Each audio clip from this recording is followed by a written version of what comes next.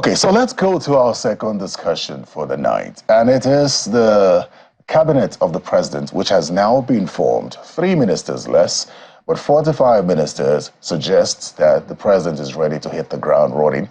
And for many who have followed, they say now there is no excuse that the policies of the president must be put out there. And he today mentioned that he's relying on the ministers to achieve his promises to Nigerians, reminding them that they are being appointed, but he was elected. So let's get talking now. Let's sort of set an agenda for the Tinubu administration with this new cabinet. I'm joined by Professor Adibe, who is a professor of political science, Nasarawa State. He joins us virtually. Prof, thank you very much and welcome to Politics Today. You may need to unmute yourself, Prof. I think you've mistakenly muted yourself. Okay, thank you very much. I think I was muted by your people. Thank you very much. So now, Prof, there are no more excuses out there. There's a cabinet in place now, 45 ministers, and considering the state of the country, what do you make of the Tinubu administration going forward? Before we talk about, perhaps in details, some agenda that must be set. The first thing we are likely to see, we expect to see some more robustness in deliberations, in the quality of decisions that are made. Because until now, most of the decisions, 90% or more of the major decisions taken by the government were reversed, giving the indication that it is a government that thinks on its feet. So with the inauguration of the Federal Executive Council, we then expect, more robustness, more thoughts going into some policies. See, for example, you see Minister of Niger Delta was removed and then, brought back virtually all the policies, the Student Loan Act already signed and then revised 8,000. So one of the things we expect will be, an improved quality of decision. And for the ministers to work, for them to be effective and be able to take risk, the president has to set the tone. If you do not want to waste in government, you lead by example. And then also we expect that the president should be, confident enough to allow the ministers the leg room to take decisions. It is only when the ministers are very sure that they are giving political cover that they will take effective risk. For example, the work done by El-Rufai, the demolitions done by El-Rufai in Abuja as minister could not have taken place if he did not have the political cover from Obasanjo. The same thing goes with the bank consolidation of Professor Soludo. If it was not a character, a strong-willed person like Obasanjo, none of them would have seen the light of the day. If you compare that to what happened under Buhari, it seems that, if there is too much criticism of any policy, Buhari will just throw you under the bus. And we saw it exactly the way he related with the Naira redesign. Even though he came out on public television and owned ownership. And when the heat was very much on Emefiele, nobody saw him. That should never have happened under Obasanjo. And if you really want your ministers to act, they will tread on feet, they will, step on powerful toes, take risks, and they can only do that if they are very sure of political cover. All right, very well. I listened to the president talk about delivery, accountability, and transparency, specifically transparency with regards to the perception of Nigerians of government. How important is it for the ministers to be transparent in their dealings? As I said, you have to lead by example. If it is very obvious the way the president operates that is very transparent, then he gets the moral unction to sanction anyone that falls out of line. It simply cannot be a matter of you say, you do as I say, but not as I do. So everything now depends on the president. He sets the tone. The tone he sets will also be what the ministers and other aides will follow. If he says one, does one thing and says another thing, then that lacune will be exploited. Very well then. When we look at each sector based on the appointment of the president, which sectors interest you and you think that the president should pay close attention to for speedy action to at least turn around the issues that are bedeviling the country at this moment? Number one, and everyone is concerned about security across the country. We are talking about physical security, but there's also now, what food security, increasing hardship in the land. They go hand in hand.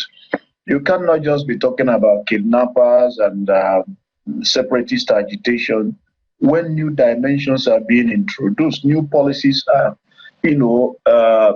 sending more people into poverty, and the more people get into poverty, concomitantly the rate of crime will increase. So the government has to take a very comprehensive approach. Look at security in terms of human needs, what we call human needs security. And this was properly elaborated in the Human Development Report of 1994, a new security paradigm. So the government really prioritizes security. Another thing I think we should pay good attention is health.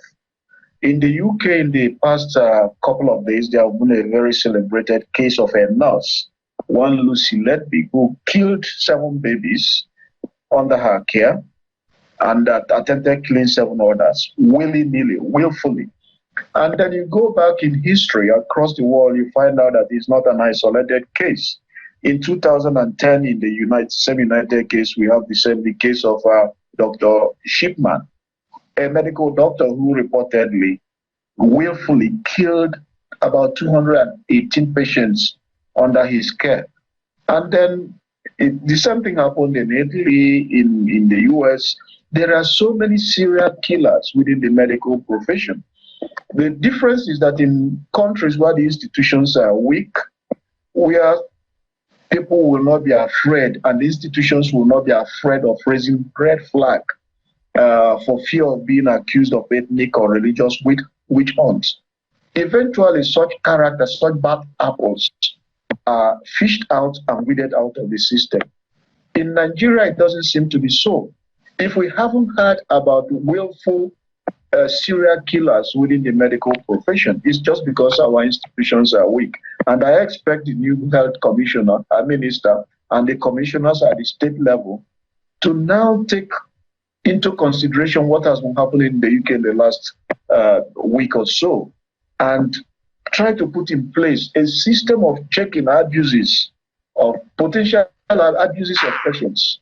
And because that, of course, in addition to paying attention to universal health coverage, given the fact that with increasing hardship, people are not likely to have enough money to buy proper drugs, and the quacks are likely to, see this as an opportunity to sell all manner of medications to people. So this is important for that, the health ministry in particular, should pay attention to this. Very well, then. You're a professor of political science, so let's come to your constituency now.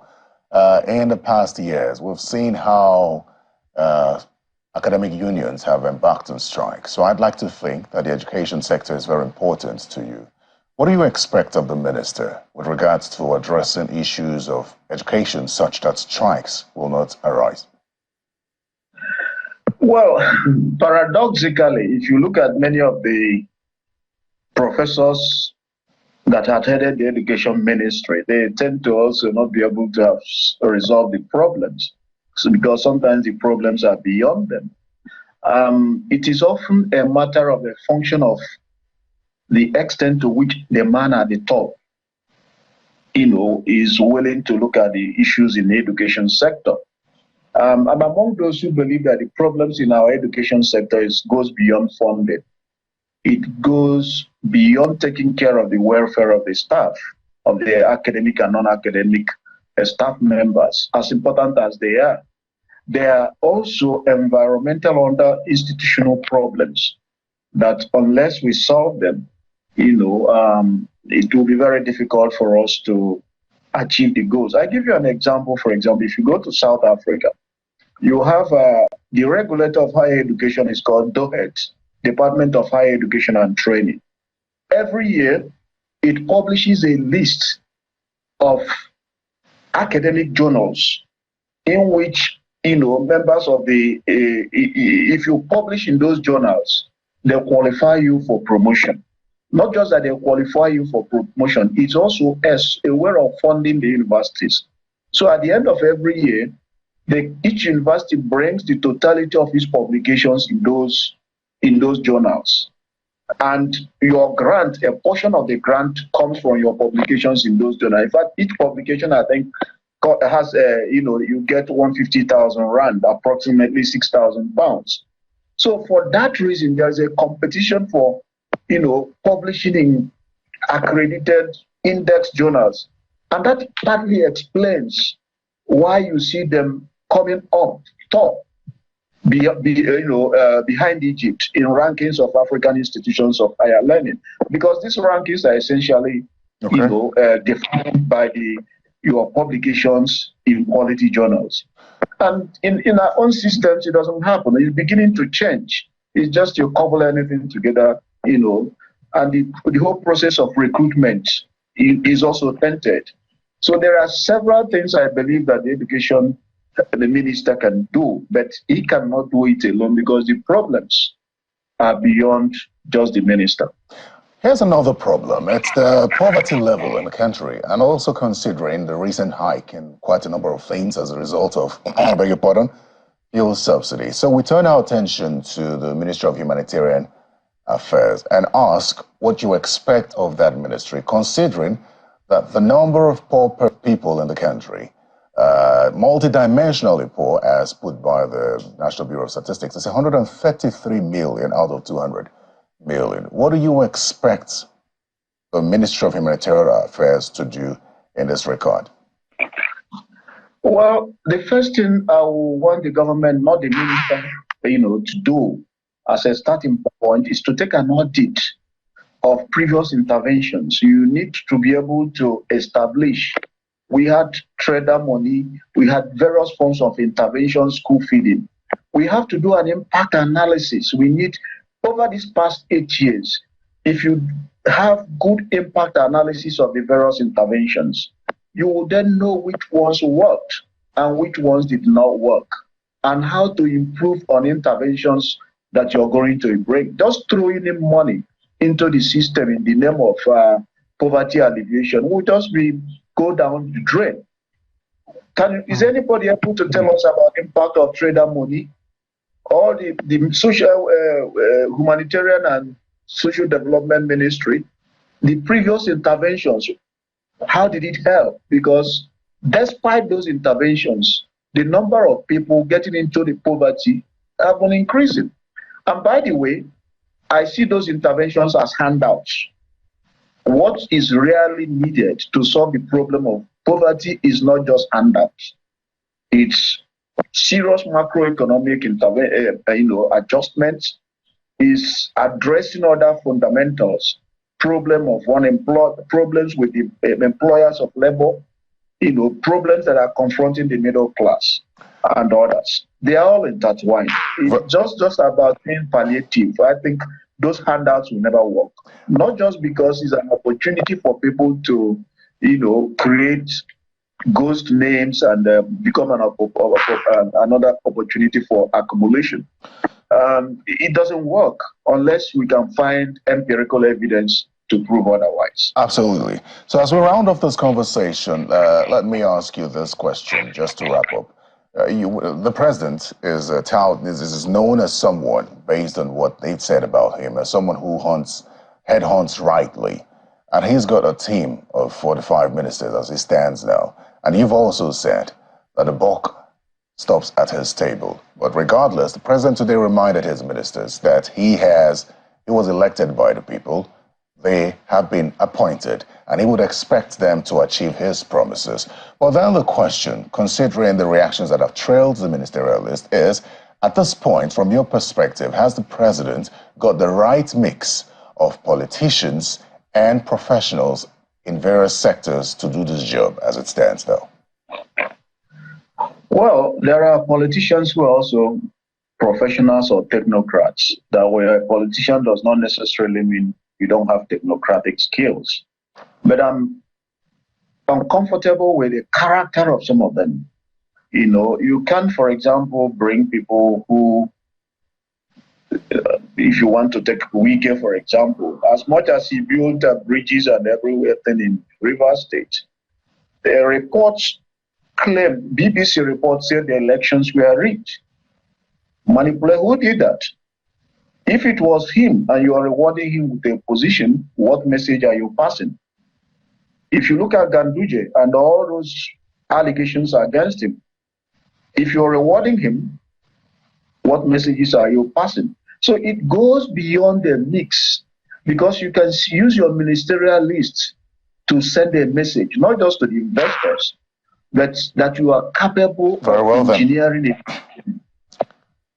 Very well then. I'd like to thank you very much, Professor Jideofor Adibe, Professor of Political Science, Nasarawa State University. Thank you very much for your time. Thank you very much.